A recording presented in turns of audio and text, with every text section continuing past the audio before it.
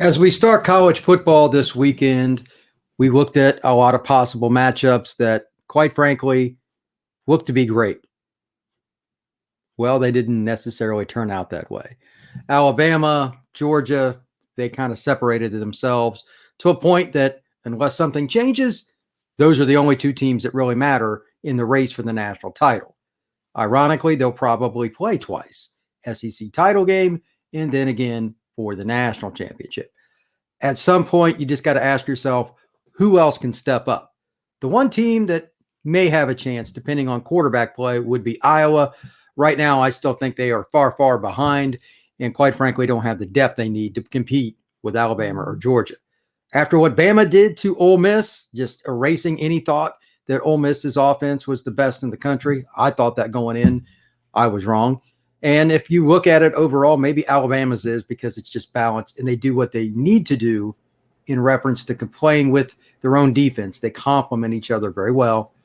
Brian Robinson Jr. knocking it out for 171 yards and 4 touchdowns will do that. Bryce Young also throwing a couple of touchdowns. Did have one pick, but he played pretty well as well. Now the question is, what can Georgia do? They didn't even throw the ball like 10 times. It was ridiculous. And they just completely annihilated Arkansas. Annihilated them. College football has a gap that is humongous between the very top and even the middle of the pack, say between teams 5 through 10. It's just true. Penn State, Iowa, Cincinnati, etc. There are some good football teams, but I watched some of these teams play already. Penn State's offensive line is inconsistent. Cincinnati was gifted the win against Notre Dame. Notre Dame's not a top 10 team in my eyes, but they're better than Cincinnati. But when you turn the ball over 3 times, like early, you're going to just shoot yourself in the foot. They had 2 early turnovers, and then they also had a kickoff where it was muffed and it was a recovery. They were gifted that game. Cincinnati's offense is not very good. It is not. They have some playmakers, but their O-line's just okay. They play Georgia or Alabama, they will be destroyed. Period. Same thing with any other team that thinks they can play with them. Prove me wrong. I have no interest in Georgia and Alabama. I'm not a fan of anybody in the SEC, and I'm still making that statement. It's not even close. What can be done? First off, teams just got to coach better. The O-line play in college football this year is unfathomably horrendous. Horrendous. Notre Dame in particular, ironically.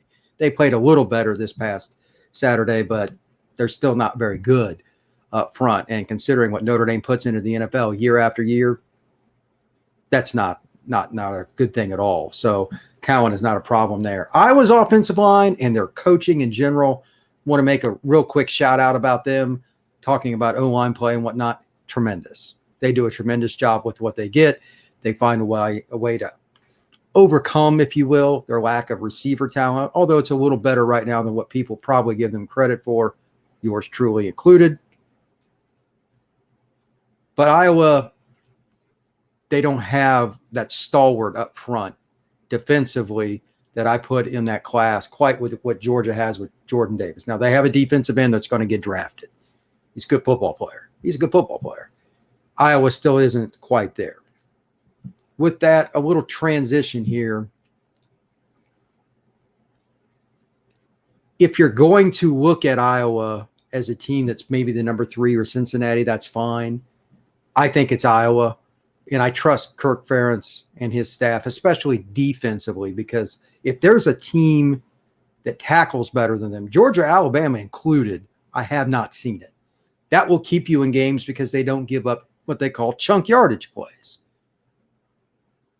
Covering teams across the country, you watch film of all kinds of things. The one that's consistent with winning is just fundamentals. Coaches talk about it all the time, and reporters, by and large, hate it. It's not very quote gathering and excitable when you put it in the title to get clicks. It's not. It doesn't help my site. It doesn't help any other reporter site. It does win football games. Iowa does that, and that's why I have them number 3. After that, it really doesn't matter. You could place Cincinnati there if you want. Again, they will be annihilated by Georgia or Alabama. Annihilated. They should have lost to Notre Dame, who's going to lose 2 or 3 more games, quite possibly. They have no quarterback situation that's good, an O-line that's shaky. and a kicker that's not very good. There's a lot of problems in college football with the gap. Penn State is the one wild card. I really don't know what to say about them because I love their defense, but I don't trust their offensive line, and I sure as heck don't trust their quarterback.